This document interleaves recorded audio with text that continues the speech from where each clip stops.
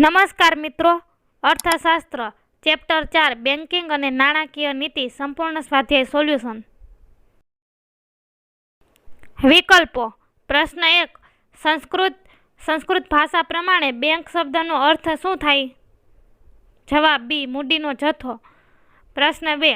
ભારતમાં વેપારી બેંકમાં મોટે ભાગે કેટલા પ્રકારના ખાતાઓ હોય છે? જવાબ ડી. 3. પ્રશ્ન 3. ટૂંકા ગાળાનું ધિરાણ સૈદ્ધાંતિક રીતે કેટલા સમયગાળા માટેનું હોય છે? જવાબ એ. 1 વર્ષ સુધીનું. પ્રશ્ન 4. મધ્યસ્થ બેંક એટલે શું? જવાબ બી. દેશની સર્વોચ્ચ બેંક. પ્રશ્ન 5. આરબીઆઈ અન્ય બેંકો પાસેથી અત્યંત ટૂંકા સમયનું ધિરાણ લે તેના દરને શું કહેવાય? જવાબ સી. Reverse repo rate. એક વાક્યમાં પ્રશ્નો. પ્રશ્ન 1. બેંકનો અર્થ આપો. જવાબ. બેંક એટલે માંગવામાં આવે એટલા નાણાં પરત કરવાની શરતે ધિરાણ કરવાના હેતુથી બચતો એકત્રિત કરતી સંસ્થા. પ્રશ્ન 2. વેપારી બેંકનો અર્થ આપો. જવાબ. વેપારી બેંક એટલે એવી સંસ્થા જે બેન્કિંગ અંગેના વ્યવહારો કરે. પ્રશ્ન 3. મધ્યસ્થ બેંકનો અર્થ આપો. જવાબ. આરપી કેન્ટના મતે મધ્યસ્થ બેંક એટલે એવી સંસ્થા જેને દેશના સામાન્ય હિત માટે અર્થતંત્રમાં નાણાંના જથ્થાના વિસ્તરણ અને સંકોચનની જવાબદારી સોંપવામાં આવી હોય છે. પ્રશ્ન 4. નાણાકીય નીતિનો અર્થ આપો. જવાબ. દેશમાં આર્થિક વિકાસને ધ્યાનમાં લઈ પ્રજાનું હિત જાળવીને આર્થિક સ્થિરતા માટે સર્વોચ્ચ બેંક દ્વારા નાણાંનો પુરવઠો અંકુશિત કરવા અંગેની નીતિ એટલે નાણાકીય નીતિ. પ્રશ્ન 5. નાણાકીય નીતિના પરિમાણાત્મક સાધનો એટલે શું? જવાબ. જે સાધનો સમગ્ર અર્થતંત્ર પર એક સરખી અસર પહોંચાડે છે તે સાધનોને નાણાકીય નીતિના પરિમાણાત્મક સાધનો કહે છે. પ્રશ્ન 6. નાણાકીય નીતિના ગુણાત્મક સાધનો એટલે શું? જવાબ. જે સાધનો સમગ્ર અર્થતંત્રના બધા ક્ષેત્રોને એક સરખી અસર પહોંચાડતા નથી તે સાધનો નાણાકીય નીતિના ગુણાત્મક સાધનો કહે છે. ટૂંકમાં પ્રશ્નો. પ્રશ્ન 1. બેંક શબ્દનો ઉદ્ભવ શી રીતે થયો? જવાબ. સંસ્કૃતમાં બેંકને મળતો શબ્દ ભાંડ છે જે પરથી ભંડોળ શબ્દ બન્યો છે. અંગ્રેજીમાં બેંક શબ્દ ફ્રેન્ચ શબ્દ બેંકા અને ઇટાલિયન શબ્દ બેંક પરથી ઉતરી આવ્યો છે. પ્રાચીન સમયમાં યુરોપના દેશોમાં સરાફો ઢળતી પાટલી પર નાણાંના જથ્થાની ફેરબદલી કરતા તેથી બેંક શબ્દ અંગ્રેજીમાં વપરાવા લાગ્યો. આ રીતે બેંક શબ્દનો ઉદ્ભવ થયો જેને નાણાંના ભંડોળ સાથે સંબંધ છે. પ્રશ્ન 2. વેપારી બેંકના ખાતાઓ વિશે જણાવો. જવાબ. વેપારી બેંકના મુખ્યત્વે 4 પ્રકારના ખાતાઓ હોય છે. 1. ચાલુ ખાતાઓ. આ પ્રકારના ખાતા ધંધા કે પેઢીના નામે ખોલવામાં આવે છે. ધંધા માટે દિવસમાં ગમે તેટલી વાર નાણાંનો ઉપાડ ચેક દ્વારા થઈ શકે છે. ચાલુ ખાતામાં રખાતા નાણાં પર વ્યાજ મળતું નથી પરંતુ બેંક ખાતેદાર પાસેથી અમુક પ્રકારના સર્વિસ ચાર્જ વસૂલ કરે છે. ખાતેદાર ખાતામાં જમા કરતા વધારાના નાણાં નિયમ મુજબ ધંધા માટે ઉપાડી શકે છે. 2. બચત ખાતાઓ. આ પ્રકારના ખાતા વ્યક્તિઓ પોતાની ટૂંકા ગાળાની બચત માટે ખોલાવે છે. ખાતામાંની રકમ પર તેને વ્યાજ મળે છે અને જરૂર પડે તે નાણાં check, debit card, credit card વગેરેથી ઉપાડી શકે છે. 3. રિકરિંગ ખાતાઓ. આવા ખાતા જે વ્યક્તિઓ એકસાથે બચત કરવા ન ઈચ્છતી હોય પરંતુ અમુક ચોક્કસ સમયગાળા દરમિયાન દર મહિને કોઈ ચોક્કસ રકમ ખાતામાં જમા કરવા ઈચ્છતી હોય તેવી વ્યક્તિઓ ખોલાવે છે.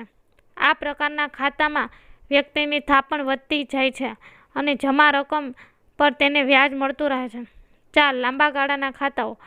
આ પ્રકારના ખાતામાં ચોક્કસ મુદત માટે નાણાં મૂકી શકાય છે જેની પર બેંક સૌથી વધુ વ્યાજ ચૂકવે છે.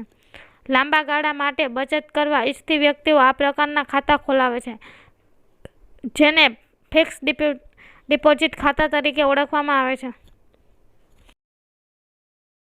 પ્રશ્ન 3. નાણાકીય નીતિના ગુણાત્મક સાધનો પર નોંધ લખો.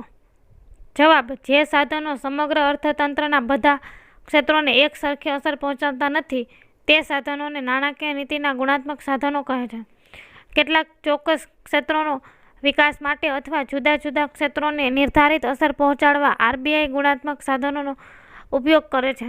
આવા ગુણાત્મક સાધનો નીચે મુજબ છે. સલામતી. વેપારી બેંકો ધિરાણ આપે ત્યારે સલામતીના હેતુથી ધિરાણ લેનાર વ્યક્તિ પાસે ઘરેણાં, થાપણો, કાર, ઘર, જમીન જેવી મિલકતો બાહેંધરી પેટે લખાવી લે છે. જો વ્યક્તિ ધિરાણની રકમ પાછી ન ચૂકવે તો બેંક આવી મિલકતો જપ્ત કરે છે. આરબીઆઈના આદેશ મુજબ બાહેંધરી લખાવી લેવામાં આવે છે. 2. માર્જિન. વ્યક્તિએ માંગેલી લોનના અમુક જ ટકા કે બાહેંધરી પેટે બતાવેલ મિલકતના અમુક જ ટકા ધિરાણ વ્યક્તિને મળી શકે છે. આ ટકાવારીને ધિરાણનું માર્જિન કહે છે. આરબીઆઈએ સૂચવેલ ધોરણ મુજબ જુદા જુદા વર્ગો માટે અલગ અલગ માર્જિન હોય છે. 3. ધિરાણની ટોચ મર્યાદા. આરબીઆઈની માર્ગદર્શિકા મુજબ કોઈ પણ વ્યક્તિ કે એકમ માટે ધિરાણની મર્યાદા નક્કી કરવામાં આવે છે. 4. ભેદભાવયુક્ત વ્યાજના દર. જુદા જુદા પ્રકારના ધિરાણ માટે આરબીઆઈ અલગ અલગ વ્યાજના દર સૂચવે છે, જેને ભેદભાવયુક્ત વ્યાજના દર કહે છે. જેમ કે ખેતીની પ્રવૃત્તિ માટે નીચા દરે ધિરાણ આપવું અને ઘર કે કાર ખરીદવા ઊંચા દરે ધિરાણ આપવું. પ્રશ્ન 4. મધ્યસ્થ બેંકના કાર્યો ટૂંકમાં સમજાવો. જવાબ. ભારતની મધ્યસ્થ બેંક તરીકે રિઝર્વ બેંક ઓફ ઇન્ડિયા આરબીઆઈના નીચેના કાર્યો કરે છે. 1. મધ્યસ્થ બેંક દેશનું ચલણી નાણું બહાર પાડવાનું અત્યંત મહત્વનું કાર્ય કરે છે. અર્થતંત્ર જરૂરિયાત પ્રમાણે નાણાંના પ્રમાણમાં વખતો વખત જરૂરી ફેરફાર કરવાની જવાબદારી આરબીઆઈની છે. સરકારના એજન્ટ તરીકે આરબીઆઈ નાણાંની વહેંચણી કરવાની જવાબદારી નિભાવે છે. 2. આરબીઆઈ સરકારની બેંક તરીકે તેમના નાણાકીય એજન્ટ અને નાણાકીય સલાહકાર તરીકે કાર્ય કરે છે. 3. બેંકોની બેંક તરીકે આરબીઆઈ ભારતની બધી જ શિડ્યુલ બેંકોનું નિયમન કરે છે. કોઈપણ શિડ્યુલ બેંકની નાણાકીય કટોકટીના સમયે મધ્યસ્થ બેંક અંતિમ સહાયક કે સંકટ સમયની સાંકળ બની રહે છે. 4. આરબીઆઈ વેપારી બેંકોની શાખા સર્જનની પ્રવૃત્તિ તથા નાણાંના પુરવઠાનું નિયમન કરે છે. 5. આરબીઆઈ ભારતના વિદેશી હુંડિયામણના જથ્થાની જાળવણી કરે છે તેમજ ભારતમાં આવતા વિદેશી મૂડી કે ભારત બહાર જતી વિદેશી મૂડી પર ધ્યાન રાખે છે. આરબીઆઈના કેટલાક બિન નાણાકીય કાર્યો નીચે મુજબ છે. 1. આરબીઆઈ ભારતના સમગ્ર મૂડી બજાર અને નાણાં બજારની કામગીરી પર દેખરેખ રાખે છે અને તેનું નિયમન કરે છે. 2. આરબીઆઈ લોકોમાં બેન્કિંગ વ્યવહારો અંગેની જાગૃતતા લાવવા સતત પ્રયાસો કરે છે. તે માટે ગ્રામીણ બેંકો અને સહકારી બેંકોને પ્રોત્સાહન આપે છે.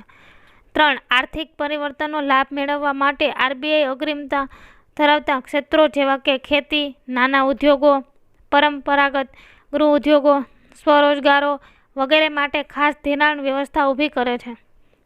4. બેંકોના ગ્રાહકોના હિત અને હકની જાળવણીનું કાર્ય પણ આરબીઆઈ કરે છે.